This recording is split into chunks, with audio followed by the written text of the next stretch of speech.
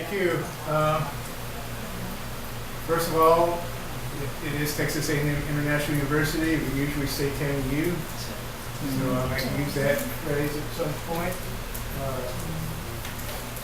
I have been at TAMU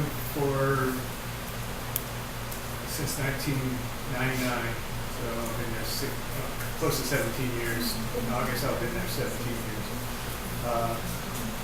Give you a little background on myself. I have got my degree from Purdue University, bachelor's degree from Purdue University, way back then. I probably should tell you when, but I will, 1979. I got a degree in biology there. My main interest there was ecology. I went on to Vanderbilt University, and I got my PhD. I did research on orb-web spiders. Two species I studied were Argyve trifasciata and Argyve aurantia. Argyve is global in distribution, and we do have them here as well, but we don't have those two species. And I went on to Blue Mountain College in Blue Mountain, Mississippi. So from there, I went to TAMU, and I've been there. I started my scorpion research.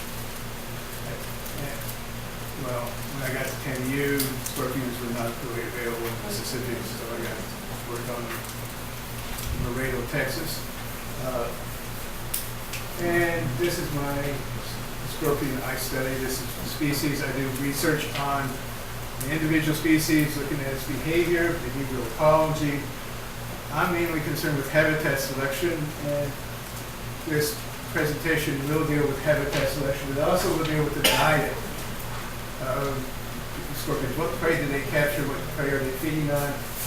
This is a caterpillar here. I'll talk about a number of prey as I go through. Give you a little bit of background on the species. The species is Centruroides vittatus. It's in the order Scorpiones, family Vittatus. Vittatus are called the bark scorpions. And there are some real famous bark scorpions because within the Vittatus, most deadly scorpions found are in Vittatus. Not my species. I've been stung by it. It did not kill me. So it's not as deadly. This is Centruroides vittatus. It's called the striped bark scorpion. It's called the bark scorpion because of the family. It's called striped because of this pattern down here.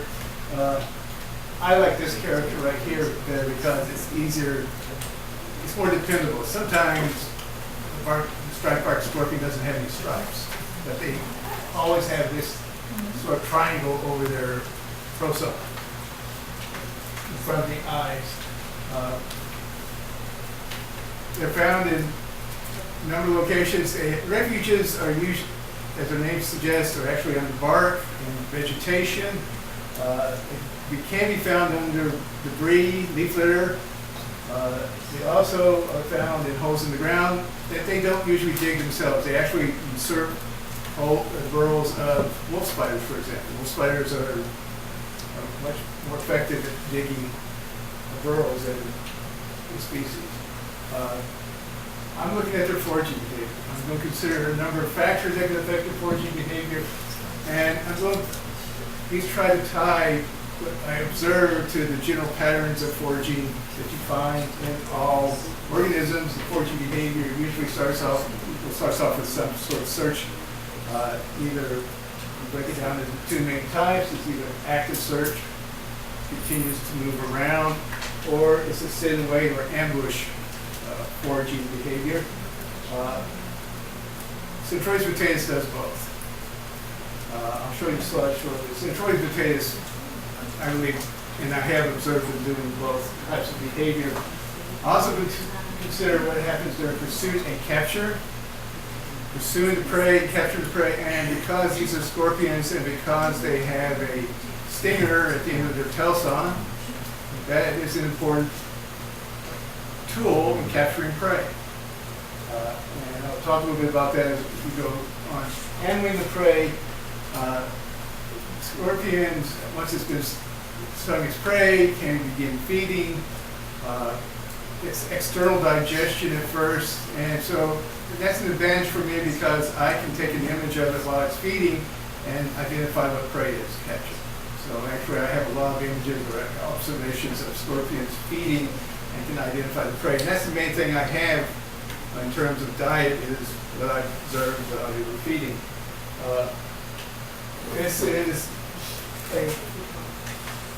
This is a common posture for park scorpions, sitting on vegetation, in this case grass. You can also do the same thing on the ground. I think it's actually important that they actually have the pedipalps open like this, because then they're ready to grab the prey. First step in capturing prey and pursuit and capture would be to grab the prey and, if necessary, bring their stinger around to sting the prey. This scorpion was actually marked, and let me mention it. This data is over a long period of time, and so there's actually a number of different projects that I was doing. In some cases, I was marking scorpions to try and follow marked scorpions, like in this case. But the data I collected for this presentation was collected ever since I started it. So I was always collecting the same data. So I pulled the data from all of those different projects to do this one, to look at their diet, get some idea of what they're feeding on.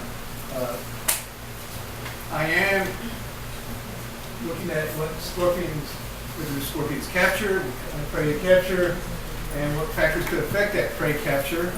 I have dealt with some of these topics in previous presentations, like I have diet for earlier papers, and in fact there's some in all three of these papers. But this is a more complete list of prey items than many of the others. And I've also looked at some of these factors. Microhabitat is one of the factors that's important in terms of prey capture. I have dealt with that in previous papers. And I am concerned with where do scorpions forage, microhabitat, and how do they capture the prey, and what factors affect prey capture. Something I'm not comparing here, because I only did, for years, I worked in really just one habitat. It was a habitat on the TAMU campus. I have different size, but basically they're all the same habitat, so there's no comparisons in terms, these no major comparisons in terms of habitat. Since this started, I actually have started comparing some other habitats, and they're very different from what I had on the TAMU campus. And so far I don't have enough data to know how diets are going to be different, how the foraging behavior is going to be different in these different habitats that I've started looking at. The factors I am comparing in this presentation is the size of the scorpion. I'll talk about how we measure the size, or how we estimate the size shortly. Temporal factors as well, especially seasonal differences. I'm going to look at it over months. Laredo, just like in the Philippines, doesn't really have a spring, summer, fall, winter. Sometimes the students talk about it being winter. Well, it's not really winter. Maybe colder places than that. But there are some seasonal differences that we can talk about. And also the microhabitat. As I say, I look at habitat selection. So where are they foraging? Does that affect what diet they capture? And also the microhabitat can be used for other activities as well. I'm going to go over some of these microhabitats as I go through. I'm also going to show you the habitat. Something I don't usually do. It is what I call blackbrush habitat. The blackbrush is the most common. This is a blackbrush acacia, actually. And it's the most common species of plant found there, in these large plant species. It was down on the campus of Texas A&M International University. For years, I could just go out the door and hike up a little ways, probably less than a kilometer as far as I had to hike at any time to get to my field sites and collect data. This is the approximate position of the university. It's sometimes described as a thorny scrub. It is thorny. is called in Hemilupin biotic province. Right? And there are a number of plant species, and I will be describing these plant species because these are going to be the microhabitats. Look at Blackbrush is one of them. Now Chella rigula was previously Acacia rigula. Some other legumes that or fabaceae that we looked at, Guajillo, Sigalia berlandrii. Now it used to be Acacia berlandrii, so they split these species up into different genera. Also the honey mesquite, Postulus mandiosus. In most of my field sites it's not very common, but there are in some places we do have honey mesquite. And also I looked at a number of succulents, the prickly pear cactus, or Puncha ingramanii, the strawberry cactus, which is kind of serious in Canthus, Casihio, which is Centruroides lepticollis. It used to be Puncha lepticollis, so it is a cactus. It just doesn't, when you see one, you'll think it's not a cactus. It doesn't look like a cactus, but it is one. And also another succulent, the Spanish dagger, yucca,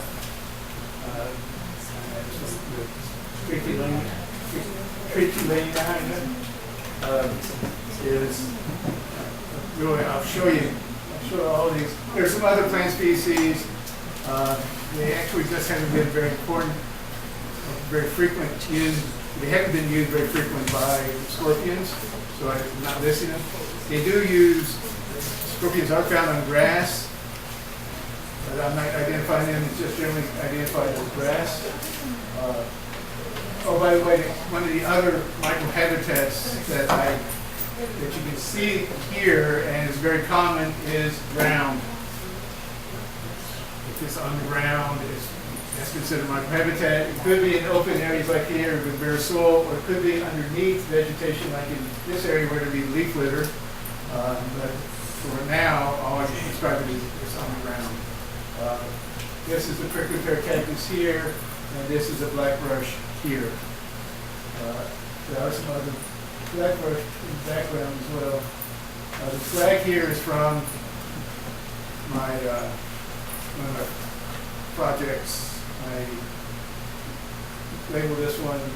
I know which one these are, and I won't bore you with telling you the names of them. This is the strawberry cactus here. It's a more cylindrical cactus with a number of cylinders grouped together. It actually has a beautiful flower, which I don't have an image of, but it does. And every spring I'm going to go out and photograph the strawberry cactus. Every spring I have just too much work to do because it's at the end of the semester and I have to grade and so forth. This is Guajillo, another, I believe this is, maybe some of this is blackbrush back here. This is yucca. I don't know why I didn't label, well, I did label it, just doesn't show up very well. This is yucca. It flowers in the spring, so this tells you that this is in the spring. I photographed this. There's another Guajillo here. There's blackbrush back here. I can see a prickly pear here, and I see one in the background here. Some of the students actually have been in this area, but they probably don't recognize it because it has changed so much over the years. It's grown up quite a bit. But no, it hasn't got anywhere near as tall as the trees around here. Here's another prickly pear.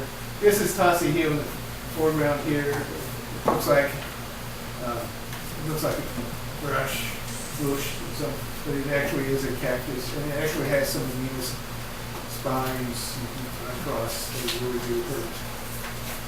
Work their way in. This is mesquite here, and more blackbrush here. There's a lot of prickly pear here as well. So this gives you some idea of the habitat working in some of the microhabitats. The scorpions are nocturnal. So we observe the scorpions at night, and we can find scorpions at night using ultraviolet light. They fluoresce under UV. By the way, this is not, I have never been able to get a photograph that I'm satisfied with that really shows how they fluoresce. But this is a pretty good approximation of how they fluoresce. Everything else is purple because it's under UV and there's some violet in there, so it's violet. This is what shows up as. And one of the things to notice is if you look at our 3D membranes, they're not fluorescent. I think that's very interesting. If you want to ask me why, you can ask me after. Let me go back and show you. Data collected, date and time observed. Also, we've been excited, I was observing in species and size class of scorpion. I'll talk more about how we measure size class shortly. Species, in this case, was always Centruroides vittatus. There are others, there's one other species that we haven't observed, but I did not use that data for this presentation because there's not enough data on foraging diet of the species. In fact, I'm not sure I've ever had in this habitat, ever seen the other species feeding. Also, for habitat use, we've seen the ground is one, blackbrush is another, the other legumes will be another one, and succulents and grass and different other vegetation. Also, the height of the scorpion above ground. If it was on the ground, that's 0. If it's above the ground, measure how far it is above the ground. Also, the prey captured, whether it had prey or not. Record whether it had no prey or had a prey item, and also identified the taxa. In some cases, I identified the taxa. I took images of the scorpion with their prey and tried to identify the prey, especially very small prey, back. Download it on the computer and look at it. And in some cases, it really helps. In other cases, out of focus or it's just too small and I cannot identify. Data for this presentation is from August 27th, 2003. This is when I started doing size classes. This is the first time I use this size class method. And I'll talk about this shortly. So this is, we started here November 11th, 2013 is a good cutoff point because the next year I started going to a ranch and was not spending as much time on campus, so I didn't have as much data after that.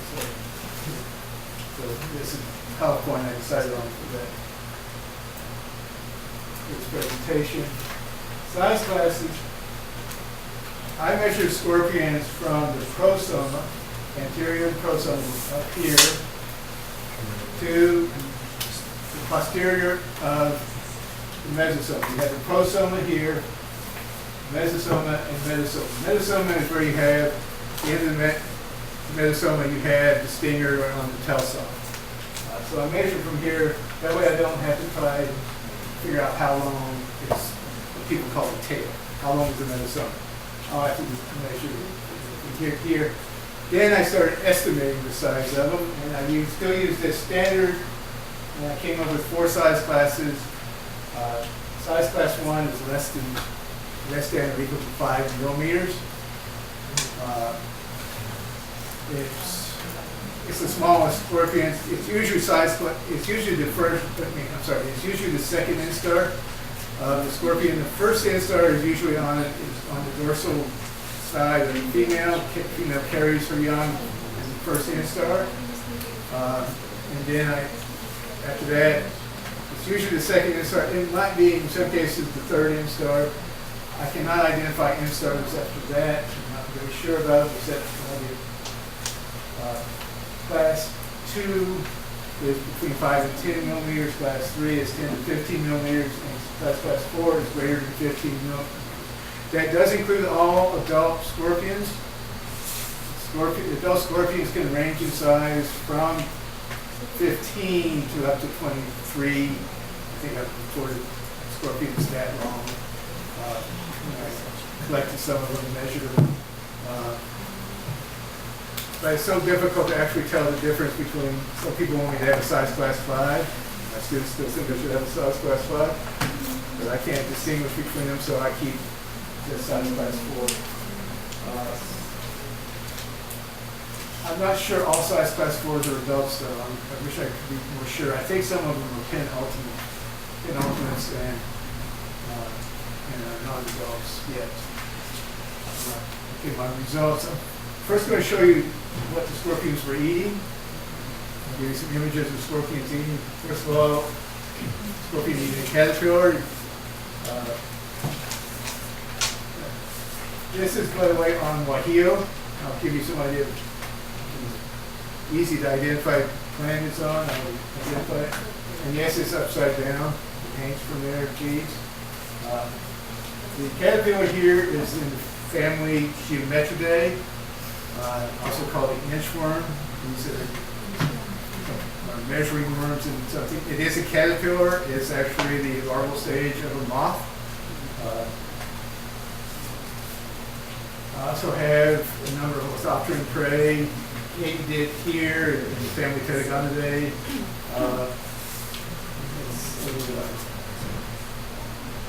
And I also have other orthopterans. I actually have, this is a grasshopper, Crididae, shorthorn grasshopper. Also the crickets, and there are also some other families of orthoptera that are prey of the scorpion. Moths are also a prey, and it's interesting that they can catch moths because they can catch moth on the wing. And that's one of the reasons they actually, I think they sit and wait for a moth to come close by, and then they can reach out and grab it. They can detect the moth, not by eyesight, but by Trichobothria, little spottings on their, especially on the pedipalps, that can detect air currents. And it's well known in other species of scorpions. They study other species of scorpions, and this species does the same thing. And they can catch it with some other insects. These are fairly rare. Feeding on beetles is fairly rare, but they do have beetles. They also catch roaches. By the way, this is a little mite on this particular one. They also can catch mantids. Now, I debated in terms of where to put the mantid. It's actually important. I think it's a guild member with the scorpions that feed on insects. The guild of various species that feed on very similar species in a very similar manner. And I would actually put mantids there. So I place these as inter-guild prey. They're members of the same guild, and they're being captured by a member of that guild, so that this is inter-guild predation. And there are actually a number of other species that I consider inter-guild. The sulfugid here, this is also known as a sun scorpion, sun spider, wind scorpion. I like the name sulfugid, although the order now is Sulfugia.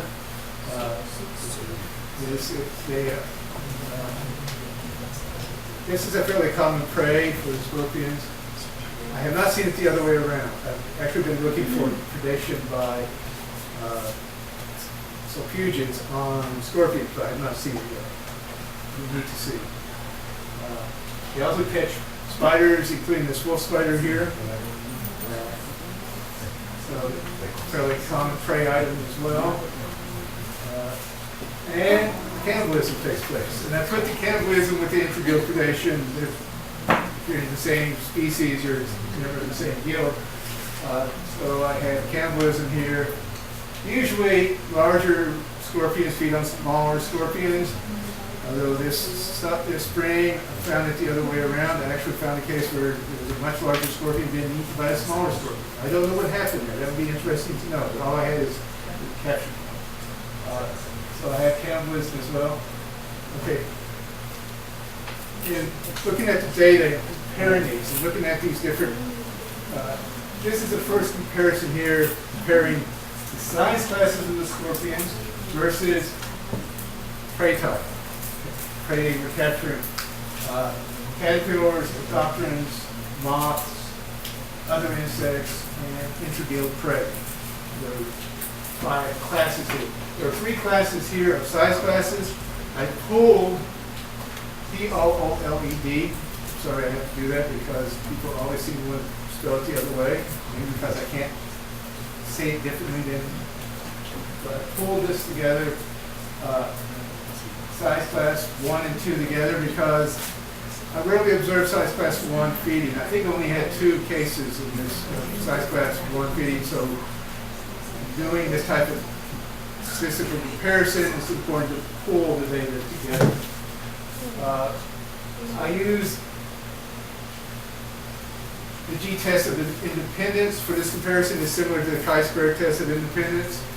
I think it's actually a little better because you actually can do planned comparisons with the g-test. I did not do them here, but I will use that. And there is a significant difference in this contingency table. There is a association between the size classes and prey types. It is significant, a very low probability of the type 1 error. And one that really stands out is the size class 3 has a much higher proportion of caterpillars than any of the other size classes. Until I did this comparison, I did not actually observe this. I did not recognize this as taking place.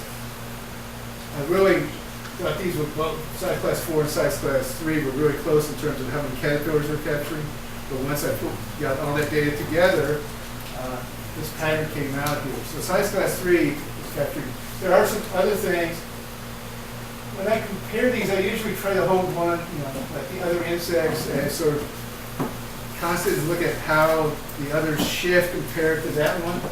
And one that stands, this one certainly stands out. It's going up. Size class 4 also has a high proportion of caterpillars as prey, but not anywhere near as high in the size class 3. The other things that I see here is orthopteran prey are a very high frequency in size class 4, and so is the intragill prey.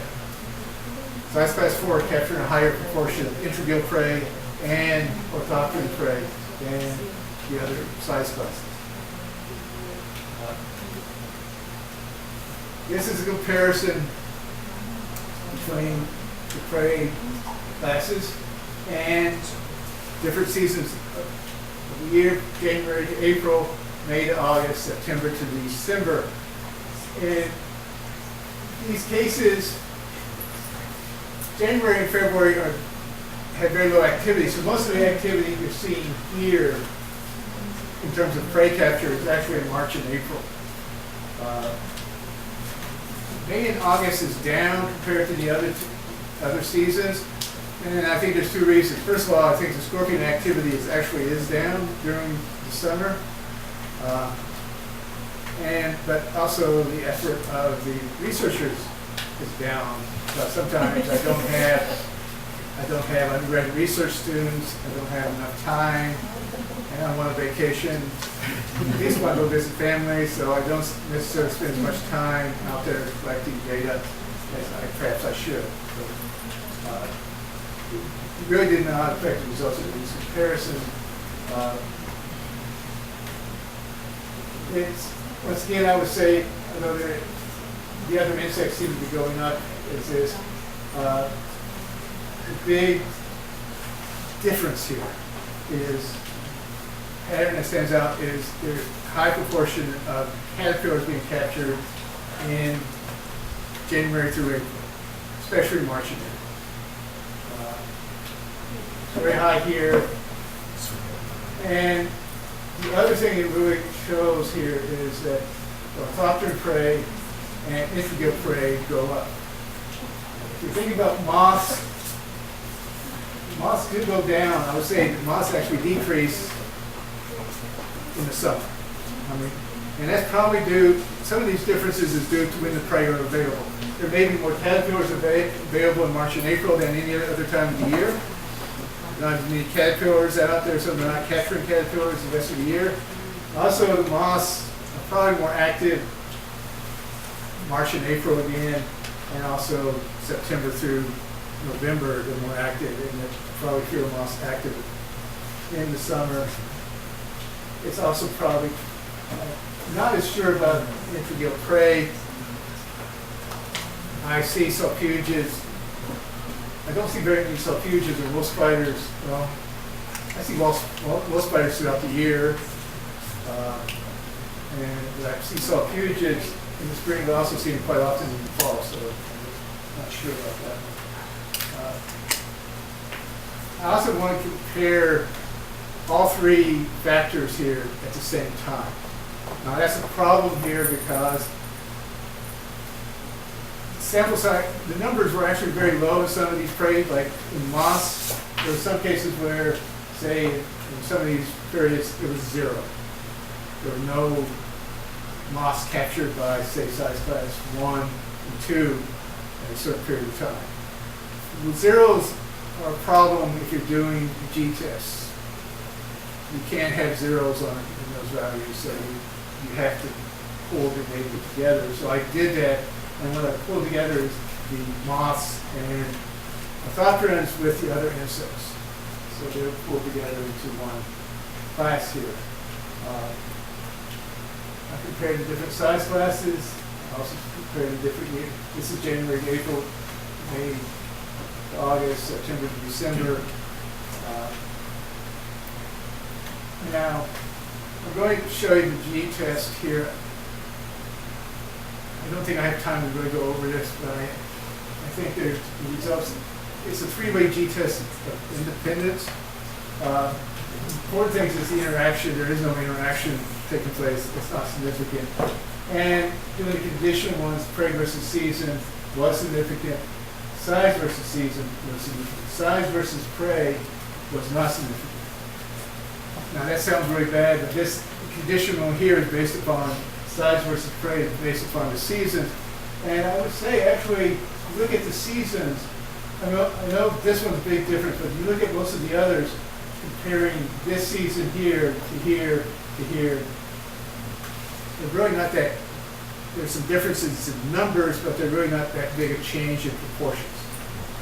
Even this one, this is a big jump here, with the other ones, this one has a big jump up here, just fewer numbers. So that's the reason why I think that's not significant. And the real take-home message for me in this is actually this. Size class 3 are catching most of the caterpillars in January through April. So that's when they're capturing all these prey. The other times of the year, they're not capturing any more caterpillars in the others. In fact, they may be capturing less of them. But at this time of year, they're capturing a lot. And also, size class 4 are capturing a lot of insects, especially intragill prey, in September through December. I think those are two important things. Showing that. If you want to go over some more of that, I'd be happy to. I think that's a big take-home message there. I want to get into something else here. I have not talked about microhabitats yet, and I actually haven't talked about how many times I've observed scorpions with no prey. And if you look at this data, it said this is just for size class 1 and 2. Most of the time, when I see a scorpion, it does not have prey. But that's majority of it. I have here no prey. There's a caterpillar with prey, other prey, and the total prey together. One of the things to notice about this scale is there's a break in the scale. So you can actually see the numbers here with prey. I had to break this, I had to do the scale. You can see it's actually less than 20. Most of these have less than 20. The numbers up here, for some of the size class 1 and 2, get close to 800 on the ground. So I had to put the scale here. I did do a G test here, but the G test I did was for total prey because there's zeros here, so I could do the statistic on this. And what comes out of this is with a lot of scorpions on the ground, but very few of them have prey. That's a take-home message here, at least in this case. I'll try to show you some of the others. There's a pattern here, but I can't do a statistic on it. It's not here. The pattern here is there are more, if you look at where the caterpillars are, these are caterpillar prey. Most of them are in blackbrush. Another high proportion are on other lagoons. I don't have a statistic on that yet. We're not doing a statistical analysis on that, but that's That's the other important pattern I see there. I'll get to that shortly when I do another analysis. This is size class 3. You see much the same pattern. There's a lot of size class 3 on the ground. By the way, it's less than half of the time, but they're spread out over several different plant species, and the ground is just one habitat. And there are very few with prey. In this case, 0 here was that there was no size class 3 with a caterpillar on the ground. So I couldn't do the statistics here either. Doing this one, it is significant. This is the most important factor here in terms of this. I'm not sure any of the other factors. There's a higher proportion of caterpillars than there are others on the blackbrush, and that actually might be a significant pattern here. But one of the main reasons for this is scorpions, when they have prey, are not on the ground. Same thing with size class 4. You can see the break in the scale here. I probably could fix it a little better. You can see the same pattern here. I should have shown you this one. This one actually really stands out. A lot of caterpillars on blackbrush, other lagoons, very few on the other plant species. The same thing here. And the reason why this is significant is, once again, this difference here. The number of scorpions on the ground, the size class 4s on the ground, but very few of them have prey. Now, this comparison is actually one I really like in this, because I really want to emphasize this. This is important in terms of microhabitat use. One of the things to notice is, if they have caterpillar prey, there's a high proportion of them on blackbrush and wahoo and the other lagoons, very few on the other plant species overall. In the case with other prey, they're spread out over a number of them. There are a few ground, once again, and very few on the ground with prey. In this case, grass is very low. Grass is actually high. Sorry, I should go back. I'm going to. Grass is actually very high for size class 1 and 2, but not for the other size classes. You can see this, it is a significant number. The G values are getting outrageously high. And what next one I'm going to show you, the next one I'm showing you is actually looking at how high are the scorpions on the vegetation when they have prey, versus if they have caterpillar prey, intergilled as prey, Orthoptera as prey, moths as prey, or other insects. This is the court scorpion height. This is the mean scorpion height here. The bar here is for plus or minus 1 standard error. This is the sample size here for each one of these. And the circle here is the median. The 2 averages, the mean and the median. Because, by the way, some of the assumptions of the analysis of variance, the ANOVA, I use the non-parametric equivalent, the Kruskal-Wallis statistics. And it is significant. There is a significant difference in the medians between these 5 classes here. And I did an unplanned comparison of these, and this shows the results of unplanned comparisons. If they share the same letter, the pair was not significantly different. Like here, caterpillars and moths have an A. They're not significantly different from each other. The same is true here. Caterpillars and other insects are not significantly different if you do the paired planned comparison. Here, if we go prey, are significantly different from the caterpillars. And so are the Orthoptera. They're not significantly different between each other. None of these are significantly different from each other. So one important thing is, if scorpions have caterpillars of prey, they're much more likely to be higher in the vegetation. I think that's actually an important comparison there. And I'll talk a little bit more about that in the discussion. Figure 9 doesn't really belong in this presentation, but I couldn't leave it out because it's just interesting results. But the only important thing here is,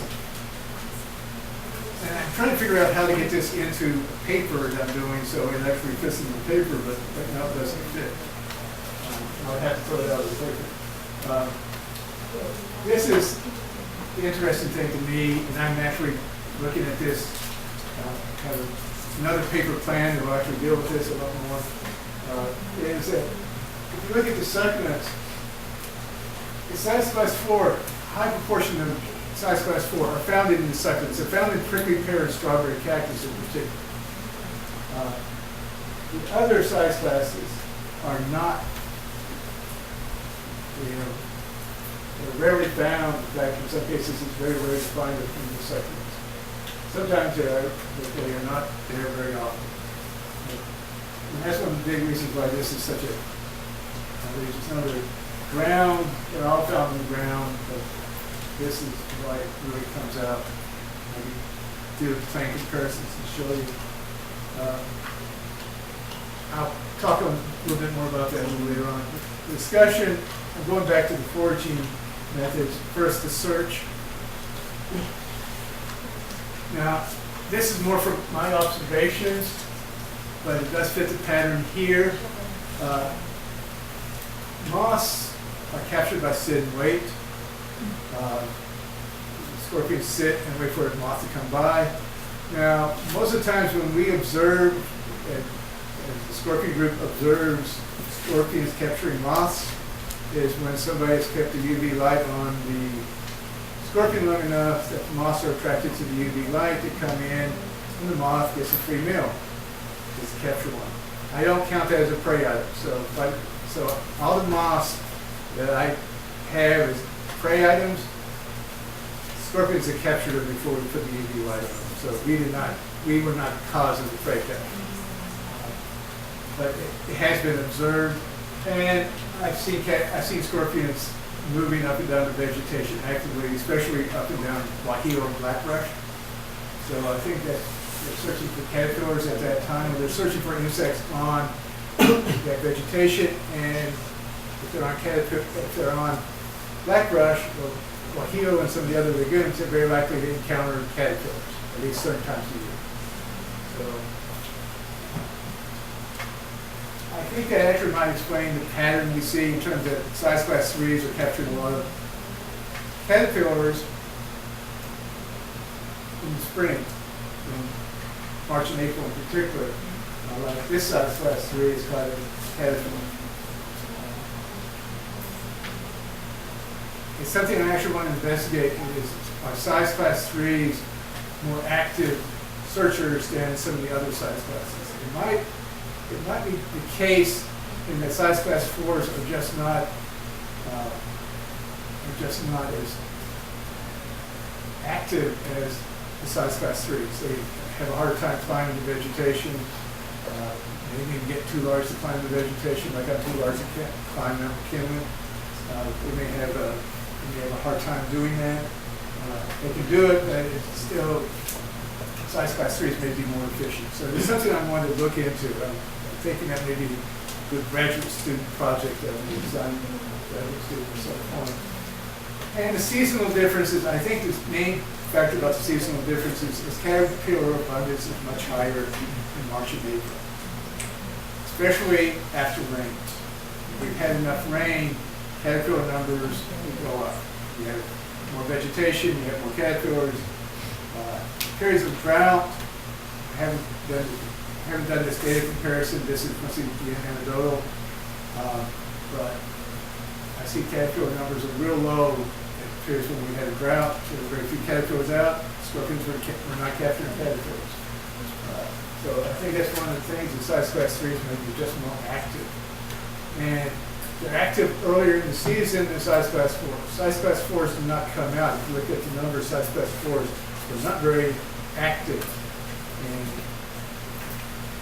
in March and April, January. January and February, you're not going to see a size class 4, but rarely do. Pursuing capture, on the other hand, I think size class 4, because of their size, or actually can handle more dangerous prey. By dangerous prey, I think of orthopterans. This is what goes back to my argype days where I've seen orthopterans kick spiders off their own webs. They have a powerful enough kick, and I'm sure they can kick a scorpion hard enough to push it away and perhaps even send it flying somewhere, maybe knocking off a branch or something. And also, I think of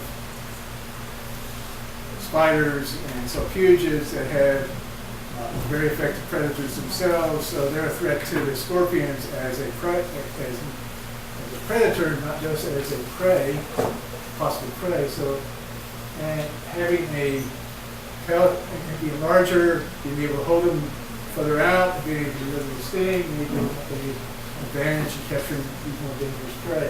And this is another thing perhaps to look at. So I do think that's one of the possibilities in terms of pursuing capture.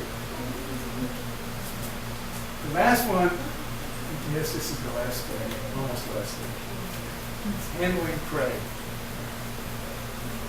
I think it's interesting, and I have observed this for a long time, and this just, the data here just confirms it, that most of the times if you see a scorpion feeding as a prey item, it's not on the ground.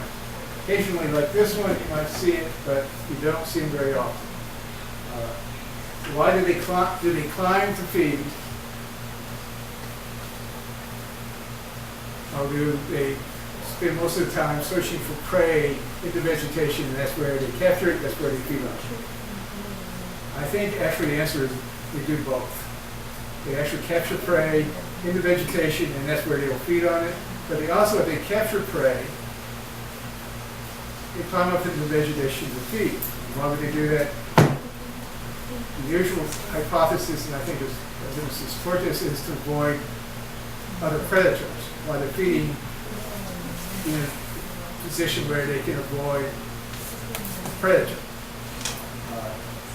And also another possibility is, and this is an observation the student Eddie Lopez did years and years ago, and nothing has been done with it. I tried to get him to do something with it, but he didn't do it. Is that he observed ants.